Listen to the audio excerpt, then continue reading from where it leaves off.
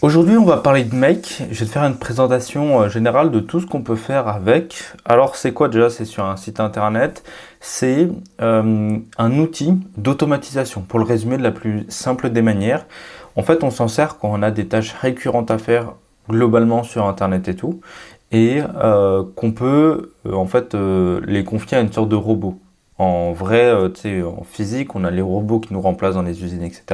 Bah là, c'est exactement la même chose. C'est un robot sur Internet, grosso modo. Donc, on peut quasiment tout faire, qui est tâche répétitive. On peut envoyer des mails, on peut répondre à des questionnaires, on peut répondre à des commentaires, on peut poster des vidéos sur Internet, TikTok, Instagram, YouTube, etc. Tu peux vraiment faire tout ce que tu veux là-dessus.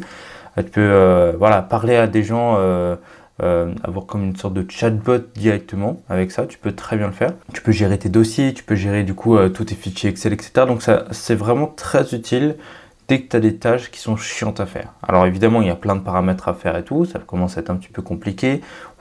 C'est ce qu'on appelle en fait des scénarios. En fait, tu vois, moi j'ai pas mal de scénarios. Par exemple, celui-ci, c'est un scénario qui m'envoie des mails. Il m'envoie des mails, tous ces mails-là, ces premiers mails, il me les envoie chaque jour, en fait, il me les envoie. Et en fait, ici, il y a des sortes de filtres. Genre le lundi, il m'envoie tout ça de mails, en plus de cela. Le mardi, tout ça. Le mercredi, tout ça. Jeudi, vendredi, samedi. Et ça, c'est tous les premiers du mois, en fait. Il m'envoie tout ça de mails. C'est comme des rappels, etc. Ça, c'est un des trucs que j'utilise le plus. Et tous les jours, avec ça, comme ça arrive dans ma boîte mail. Et j'ai juste à les supprimer, c'est des habitudes. On a par exemple des formulaires. Hein, tu vois, quelqu'un remplit un formulaire sur Internet. Ça m'envoie un mail. Et ça fait...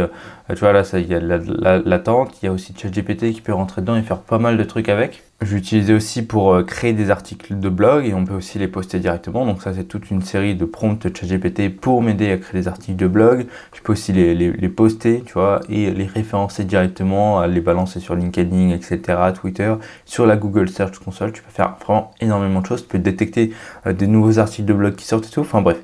Dès que tu as des trucs à automatiser, tu peux le faire avec Make. Alors, il y a évidemment Make, Zapier, NBten, ils font tous la même chose. Moi, je suis sur Make, ça sert à rien de vouloir changer tous les 4 matins. Il y a aussi les agents IA qui sont arrivés.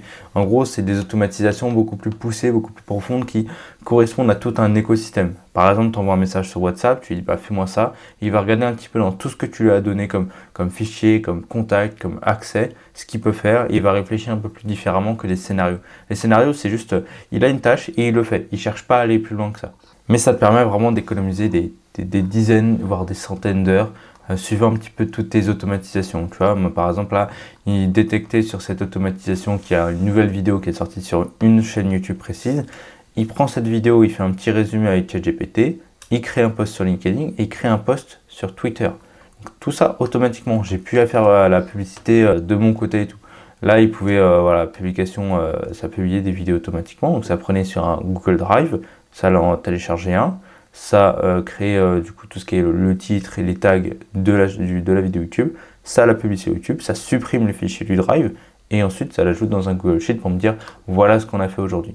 Franchement, c'est absolument dingue tout ce que tu peux faire avec Make et en tout cas en plus gros les outils d'automatisation. En termes de prix, ça coûte pas si cher que ça. Alors, il faut que je regarde un petit peu les prix, tu vois, on peut être à 9 $ par mois pour vraiment avoir tout ce que tu veux en termes d'utilisation. Moi, avec ce que j'utilise, je peux quasiment repasser sur le plan gratuit, mais voilà, j'ai le plan annuel avec 9 $ par mois, mais du coup, c'est vraiment pas cher pour tout le temps que ça te permet d'économiser.